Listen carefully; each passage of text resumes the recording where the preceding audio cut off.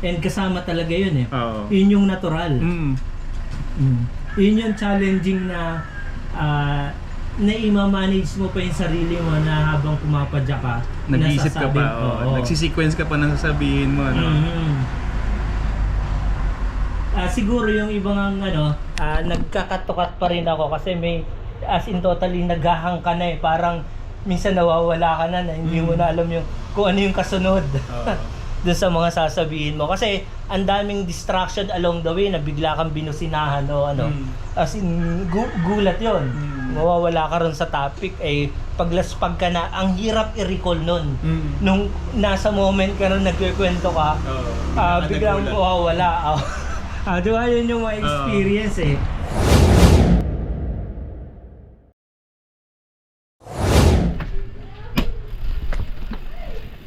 Good afternoon guys. Alright, the time is 3:30. Akyat tayo ng Tagaytay. Sama natin si The Road Journal. Malamang kwentuhan na naman to.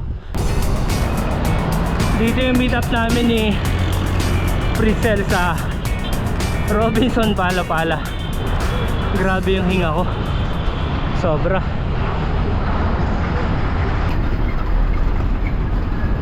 Yun oh.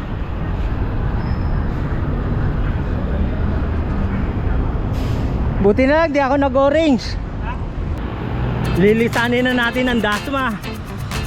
Ayan, chill ride lang kami paakyat ng Tagaytay.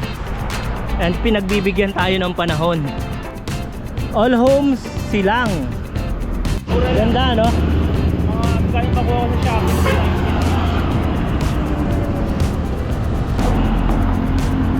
Naiiba na ang panahon. Otay-otay nang pumapatak ang ambon. Tama ito.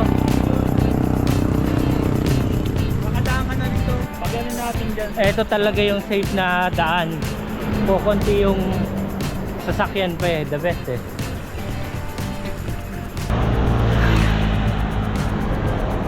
Umaaraw, umuulan.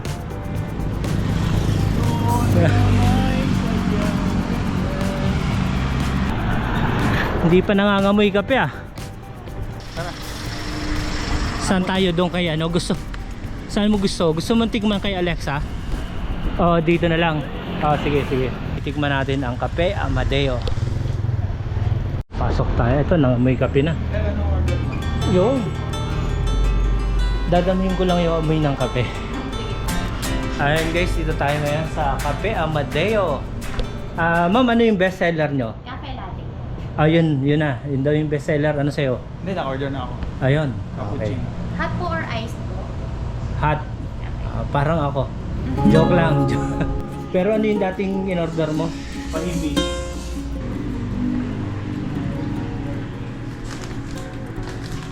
Per kilo ka ba bumili? Okay. Aray ko. Buti na lang, naka-helmet ka.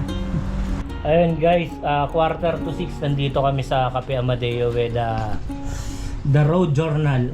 Kukumustahin ko yung channel niya. Pag pumunta kayo sa channel ni Road Journal, gusto ko yung interview niya sa akin nung kami, yung Epic Ride for a Lifetime. Halos lahat na kwento ko ron yung mga nangyari.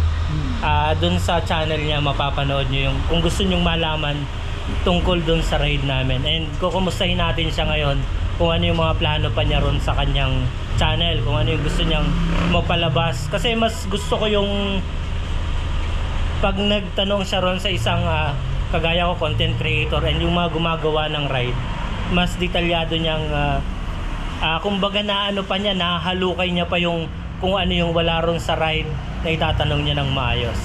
Ayun o. Good afternoon. Sir, good afternoon.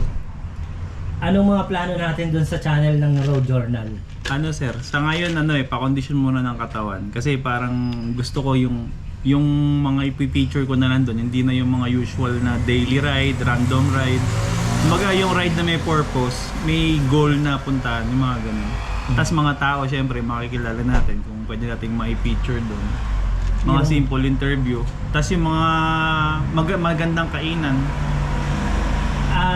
Ang pinakang goal din sa ride is may makasalamuhang ibang tao, masarap na pagkain, Oo. unexpected, Oo.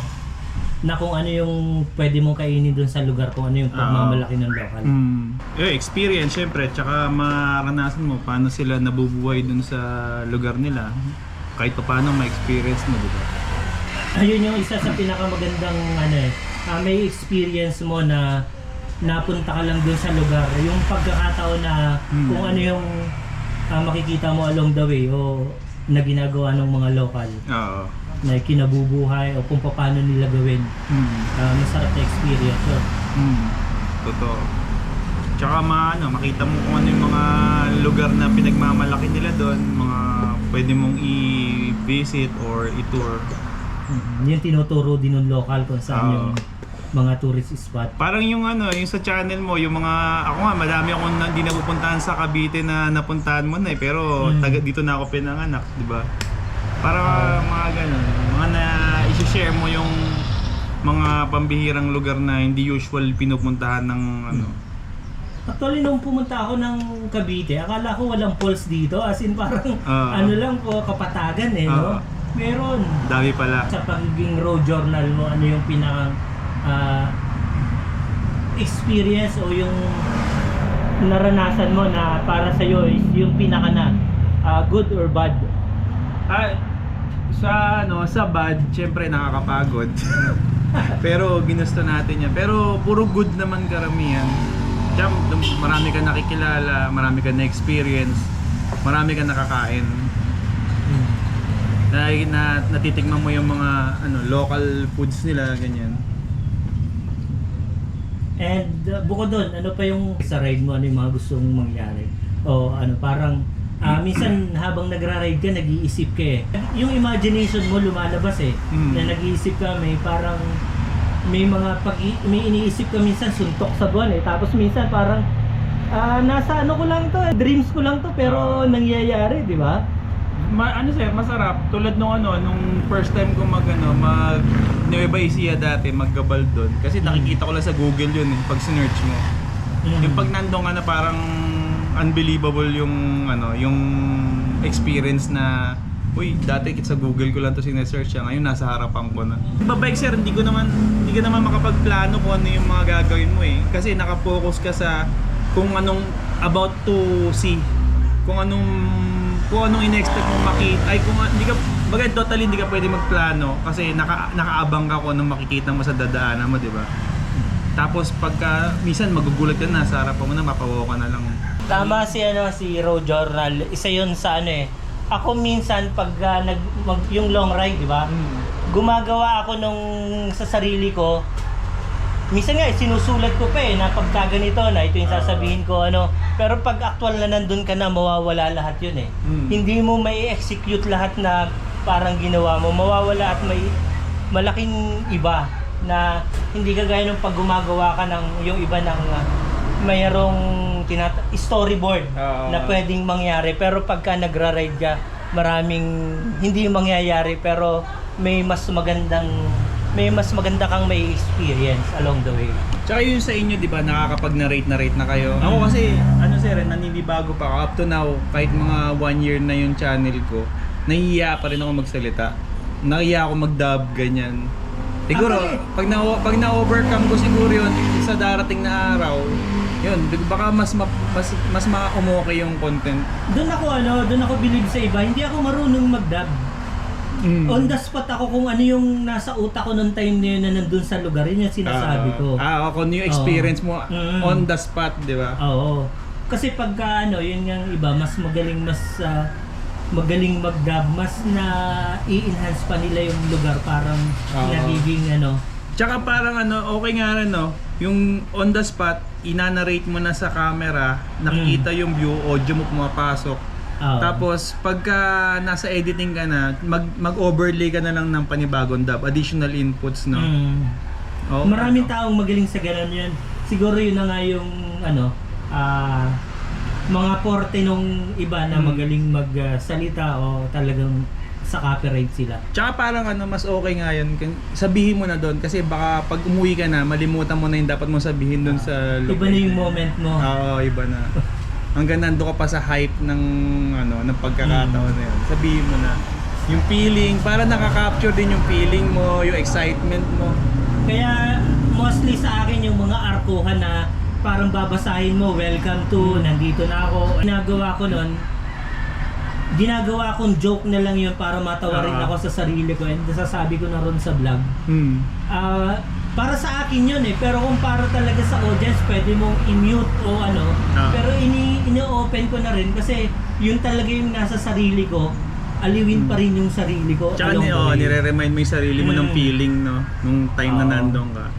Yung nga lang, kailangan ko lang siguro i-overcome yung yung awkwardness pag nagsasalita sa Kasi, yes, hindi. Kasi nandun yung pinaka-challenge na pagod yung utak mo and kung paano may i-execute yung sinasabi mo. Kaya minsan nabubulol ako, ganon. And kasama talaga yun Yun yung natural. Yun yung challenging na i-manage mo pa yung sarili mo na habang pumapadya ka. Nag-iisip ka pa, nagsisequence ka pa ng sasabihin mo,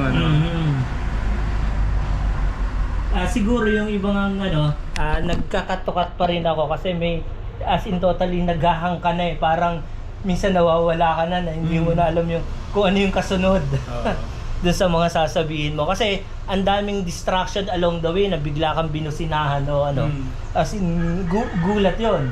Mawawala ka ron sa topic paglaspag ka na, ang hirap i-recall nun nung nasa moment ka ron nagkikwento ka biglang mawawala.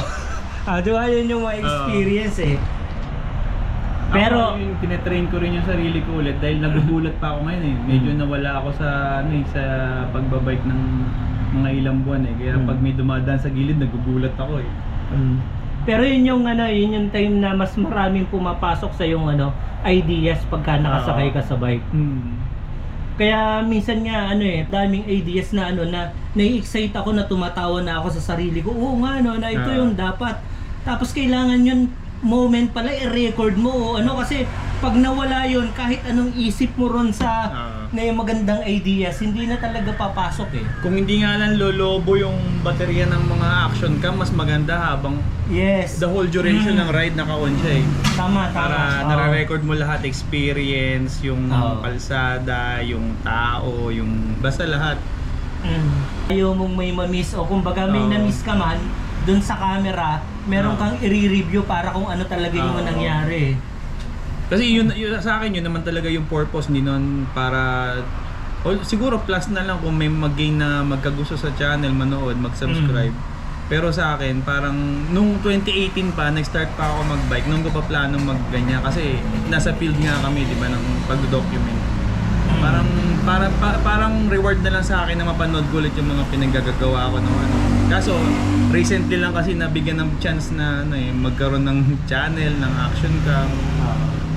Isa si Road Journal doon sa nagustuhan ko ron sa parang bike documentary yung ginagawa ko yun talaga yung ko and yun na nga pag pinanood niyo yung and nagkwentuhan kami tungkol doon sa ride, mas nailalabas ko sa kwento ko kung ano yung experience ko doon sa mga tanong ni Road Journal. Kaya bisitahin niyo yung channel niya, meron siyang mga interview sa akin na nakwento ko lahat doon yung mga pangyayari. Parang box of life, parang ganon yung yung tema. Yung tema. Parang sa iyo rin, di ba? Halos lahat naman tayo nagbabike parang ganon Ayun lang, nilagay ko lang Iisip ko nga kung babaguhin ko kasi parang hirap tandaan Hindi tulad sa iyo, di ba? Pag sinayang pa-jack all the way up, puta Jay katigbak yan. Diba? Parang Hindi, tuloy mo lang yun na yun The Road Journal. Medyo mahirap na nga lang din baguhin, pero kailangan mo pa maging used to para parang hindi pa siya familiar sa tenga Magiging subscriber mo talaga yun sa passion na mag-bike and yung mga nag-experience.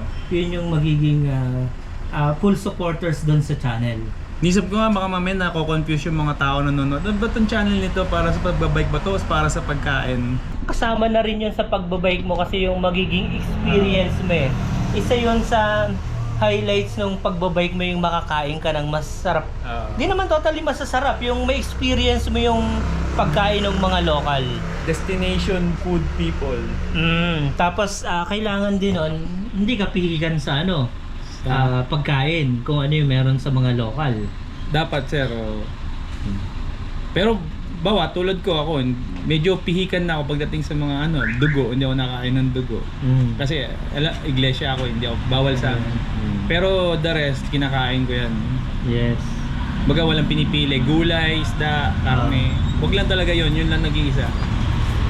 Meron din namang mga ano, 'di ba? Ano, mga vegetarian hindi naman kumakain. Oo sir, sila Levi and Sara, vegetarian yun. Thank you for watching. Hindi pa pala tapos. Kakain pa kami.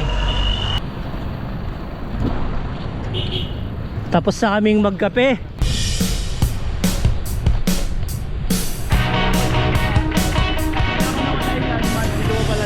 Dalawang libo pala. So bang magpa-picture? Hindi. Nababaduyan ka na ha.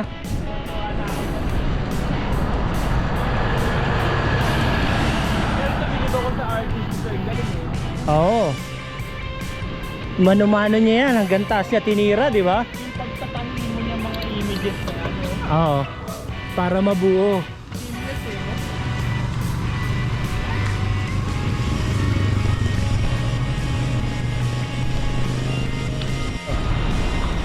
Alfonso.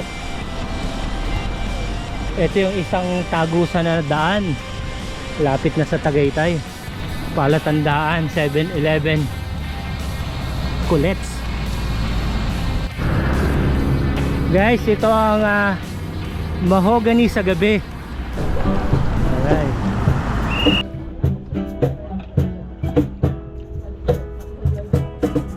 If I could reach the stars,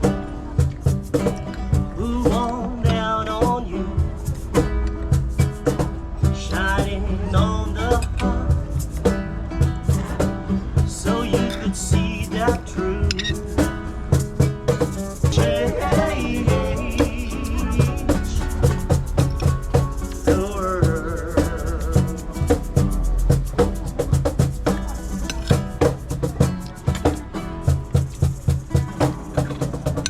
May occasion sila. Wala po tayo. Anyway, thank you sir. Maraming salamat po, Birthday sir. niya. Ay, birthday. Ay, hindi. Biglaan sir, biglaan. Salamat. Bigla naging birthday ko. Thank you. 8:38 natapos kaming kumain ng bulalop. Yun na, nagsisebo na. Kasi malamig na rito sa labas.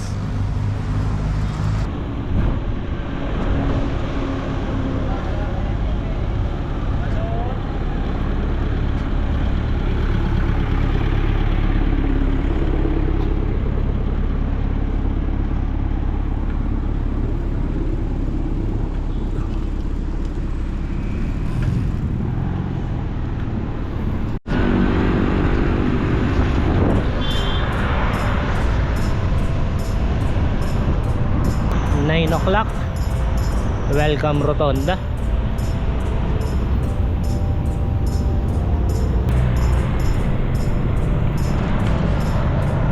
Madilim sa Rotonda.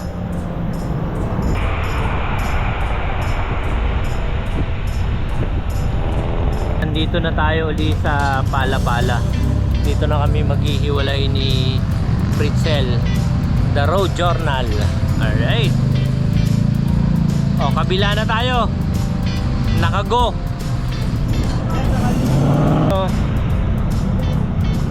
Salamat sa treat. Okay yung night ride natin. Hindi pinagpawisan sa Lusong.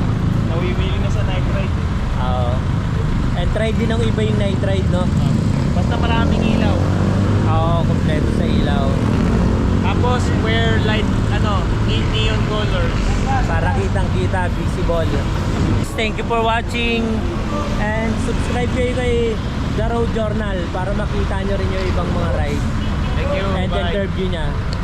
Alright. Ayan guys, naka 64.12 tayo. Night ride uli sa Tagaytay with the Road Journal.